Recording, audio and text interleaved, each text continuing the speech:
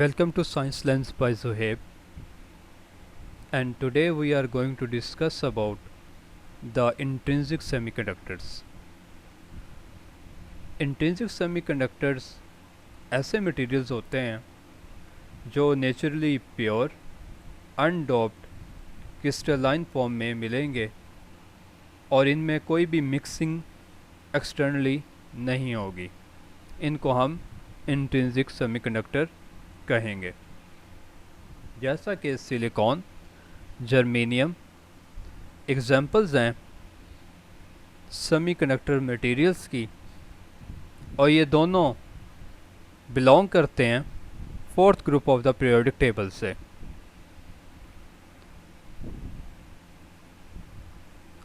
तो periodic table में fourth group silicon and germanium, even carbon example हैं semiconductor materials की।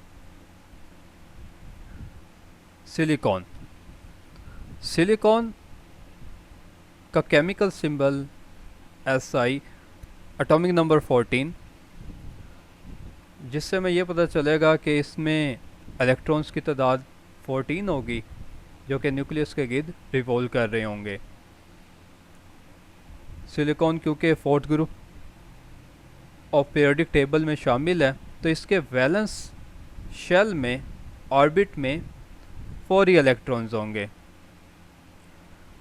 सिलिकॉन के एटम्स ग्रुप की शक्ल में अपने आप को अरेंज करते हैं क्रिस्टल में और ट्रायंगुलर पिरामिड फॉर्म बनाते हैं। इसकी रेसिस्टिविटी 1500 ओम मीटर है और इलेक्ट्रॉनिक कन्फिगरेशन कुछ इस तरह होगी।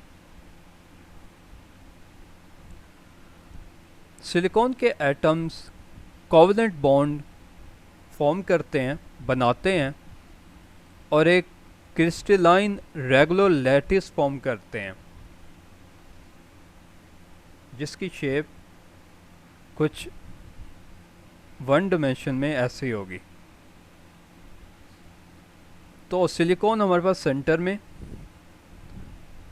और हर सिलिकॉन के वैलेंस में 4 इलेक्ट्रॉन्स, और वो 4 इलेक्ट्रॉन्स दूसरे सिलिकॉन के वैलेंस के 4 इलेक्ट्रॉन से कोवलेंट बॉन्ड में outer most valence shells complete कर एक रेगुलर क्रिस्टलाइन स्ट्रक्चर बना लेते हैं और स्टेबल हो जाते हैं।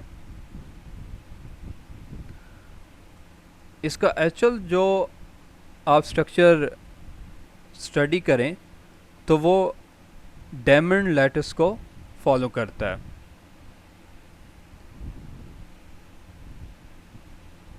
इस क्रिस्टल को हम इंट्रिंसिक सेमीकंडक्टर कह रहे हैं।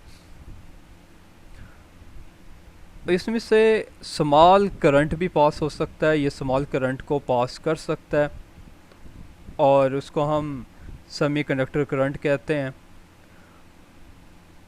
और वो कब होता है? जब कुछ इलेक्ट्रॉन्स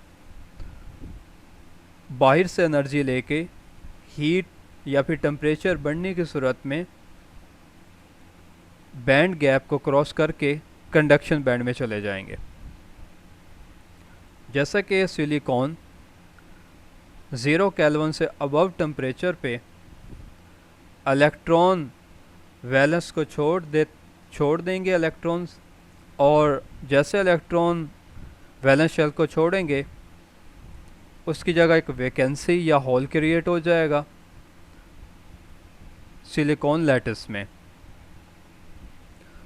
अब ये इलेक्ट्रॉन्स और होल्स को जब हम एक्सटर्नली इलेक्ट्रिक फील्ड अप्लाई करेंगे तो ये मटेरियल में मूव करना शुरू कर देंगे और चार्जेस की मूवमेंट को हम करंट कहते हैं। ये करंट कंडक्ट करना स्टार्ट कर देंगे।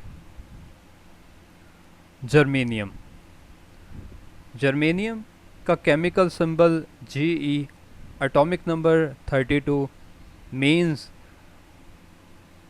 इसमें ऑर्बिट्स में, नंबर ऑफ ऑर्बिट्स में न्यूक्लियस के गिर्द जर्मेनियम में 32 इलेक्ट्रॉन्स होंगे। अगेन ये फोर्थ ग्रुप से ताल्लुक़ रखता है, तो इसके वैलेंस शेल में नंबर ऑफ इलेक्ट्रॉन्स की तादाद 4 होगी। इसकी रजिस्टिविटी 0.6 ओहम मीटर है, जबकि इसकी इलेक्ट्रॉनिक कन्फिगरेशन को हम इस तरह लिखेंगे।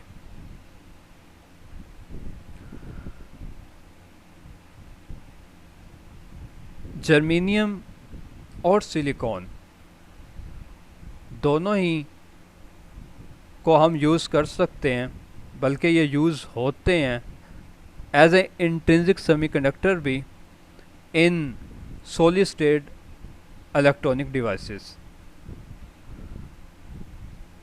एनर्जी बैंड गैप की बात करें तो सिलिकॉन का 0 केल्विन पर 1.09 इलेक्ट्रॉन वोल्ट और इसमें 4 ही वैलेंस इलेक्ट्रॉन्स हैं, जबकि एनर्जी गैप जर्मेनियम के केस में 0.72 इलेक्ट्रॉन वोल्ट है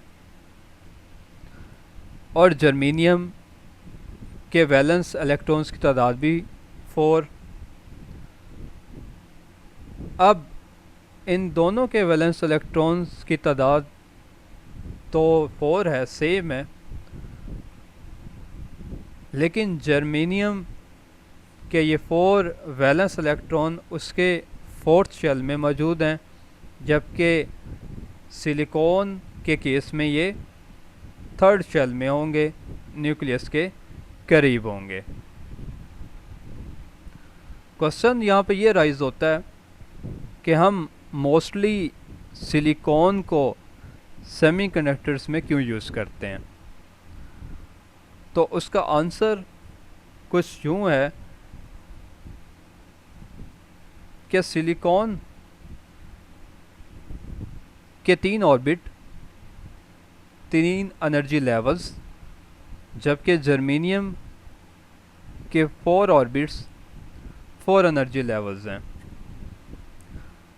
जैसा कि हम प्रीवियसली स्टडी कर चुके हैं कि जैसे जैसे हम न्यूक्लियस से दूर जाएंगे, न्यूक्लियस की ग्रिप आउटर मोस्ट इलेक्ट्रॉन्स पर कम हो जाएगी। अब जैसे उन्हें बाहर से एनर्जी मिलेगी तो बहुत आसानी से ये फ्री इलेक्ट्रॉन्स में कन्वर्ट हो जाएंगे और अपनी जगह जो वैकेंसी छोड़ेंगे उस वैकेंसी को हम होल कहेंगे। अब जर्मेनियम के केस में रूम टेम्परेचर पर ही इतने ज़्यादा फ्री इलेक्ट्रॉन्स हो जाते हैं जिसकी वजह से कोई भी इलेक्ट्रॉनिक डिवाइस ख़राब हो सकती है।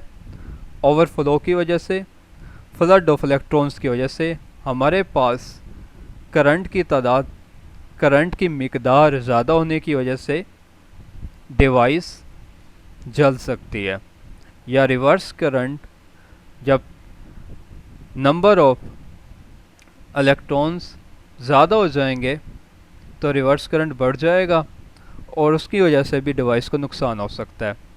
इसलिए हम जर्मेनियम की बजाय सिलिकॉन को प्रेफर करते हैं कि यहाँ पर आप एक कंट्रोल अमाउंट में इलेक्ट्रॉन्स ख़ास टेम्परेचर पर या रूम टेम्परेचर पर आपको मिल जाते हैं। सो जर्मेनियम के इलेक्ट्रॉन्स हायर एनर्जी लेवल पर हैं एज़ कम्पेयर टू सिलिकॉन, और उन्हें थोड़ी सी एनर्जी जब बाहर से मिलेगी तो वो एस्केप कर जाएंगे, एटम को छोड़ जाएंगे, तो इसकी वजह से जर्मेनियम अनस्टेबल हो जाएगा एट हाई टेम्परेचर। जैसे ही टेम्परेचर बढ़ेगा, इस नतीजे में रिवर्स करंट की मिकदार भी बढ़ जाएगी। इसलिए हम ज़्यादातर सिलिकॉन को यूज़ करते हैं सेमीकंडक्टर डिवाइसेस में। So that's conclude end to our today's lecture.